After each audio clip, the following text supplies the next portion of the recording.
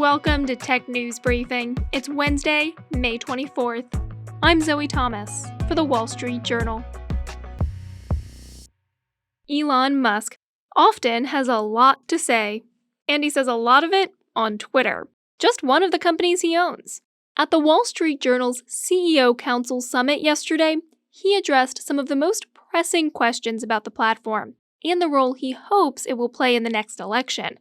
Here are highlights from his conversation with Thorold Barker, the WSJ's editor for Europe, the Middle East, and Africa. I'm actually going to start somewhere a little bit differently than I expected, because I just saw on Twitter a little announcement. I see you're interviewing Ron DeSantis, is that right, on Twitter Spaces? Yes, I will be interviewing Ron DeSantis, and he has quite an announcement to make. And you've been tweeting some Tim Scott stuff in the last few days. Yeah. What should we be thinking about who you're backing? Yes, I mean, I'm not at this time planning to endorse any particular candidate, but I am interested in X/Twitter being somewhat of a public town square, and where more and more organizations host content and make announcements on Twitter.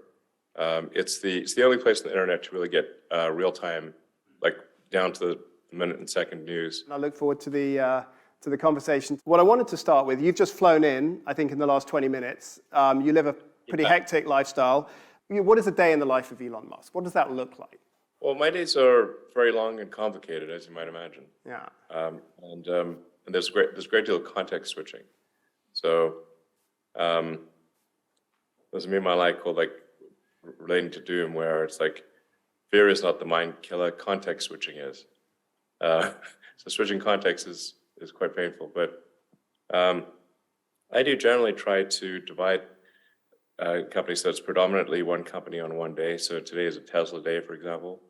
Although I might end up at Twitter late tonight, and then tomorrow would be partly a Tesla day as well. So the time management is extremely difficult. You're running three very big companies. You have very big stakes and ownership control of two of those at least.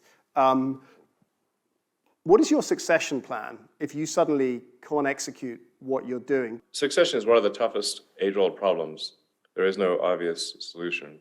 I mean, there are particular individuals identified as that I've told the board, look, if something happens to me unexpectedly, this is my recommendation for taking over. But it sounds like it's something that you need to get planning of who those people are going to be, because as you've said, when you look at SpaceX, you look at Tesla, you look at Twitter, these matter to society a lot. Yeah. And having the right people to take those votes on the future of where they go and where money gets spent is fairly important. Yes, absolutely. Now, the goals of the companies, the achievement of those goals varies considerably in difficulty.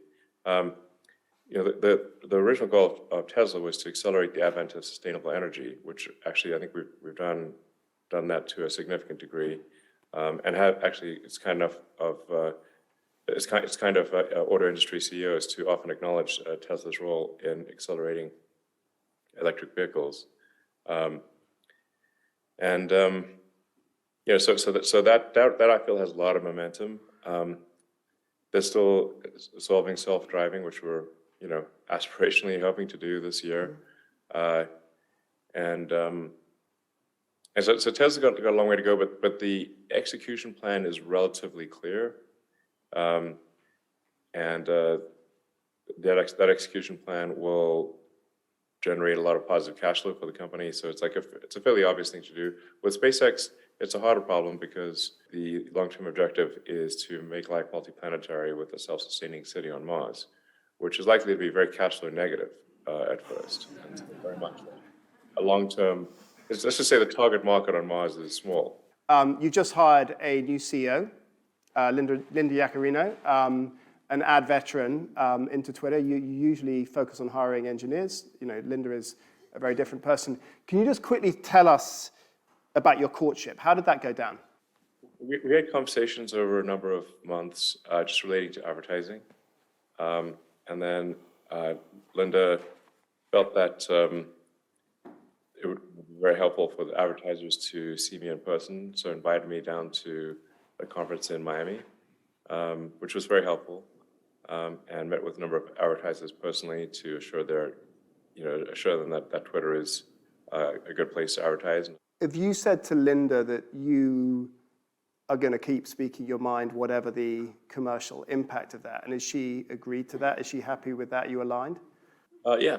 And in her role as CEO, does she have any say over moderation, or is that under you, or do you do that together? Well, the general principle is that we will hew close to the law. So for any given country, we will try to adhere as closely to the law as possible. There is an important thing, which is like that obviously doesn't mean that, say, advertisers should be forced to appear next to any content. So we've also developed adjacency controls that ensure that if what you're advertising is, like Disney, for example, is a big advertiser. If Disney is advertising a children's movie, they want the content nearby to be sort of family friendly. That's totally understandable. Are you back near profitability now? Twitter is not quite there, but if we get lucky, we might be cash flow positive next month, but it remains to be seen. You've created a new AI company yourself. Obviously, there's a huge amount of energy and activity in this space, or at least it's been talked about. I mean, what do you want to do yourself in this space beyond Tesla, and what is that new thing? Well, I think there should be a significant third horse in the race here. We've got OpenAI and Microsoft, Google DeepMind, and probably there should be a third horse in the race. So there'll be more on that soon. I agree. I don't want to jump the gun here on announcements, but OpenAI has a relationship with Microsoft that seems to work fairly well. So it's possible that XAI and Twitter and Tesla would have something similar.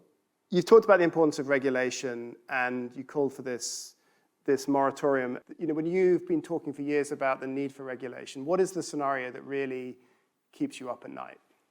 Well, I don't think the AI is going to try to destroy all humanity, but it might put us under strict controls. Isn't the more likely nasty outcome that rather than AI taking over and being the ultimate nanny that keeps us all doing stuff that is super safe and it wants us to, that actually somebody nefariously harnesses that power to achieve societal control, stroke, military superiority, and that actually some country around the world decides to use it in a different way? Yes, that's what I mean by like AI uses as a weapon. And the pen is mightier than the sword. So one of the first places we have to be careful of AI being used is in social media to manipulate public opinion. So if we take it back to where we started, if you look at the election that's coming up, how big a role will this big shift in AI capability over the last few months, which will obviously continue through the next year, how big an impact is this going to play, do you think, in the messaging and the way that people get told the different pitches of the candidates? I think that's something we need to be on the lookout for in a big way, is to make sure that we're minimizing the impact of AI manipulation. We're certainly very much taking that seriously at X Twitter, X/Twitter, and I think we're putting in place all of the protections to minimize and certainly detect when we see large-scale manipulation of the system. Elon Musk, thank you very much for joining us. And that's it for today's Tech News Briefing.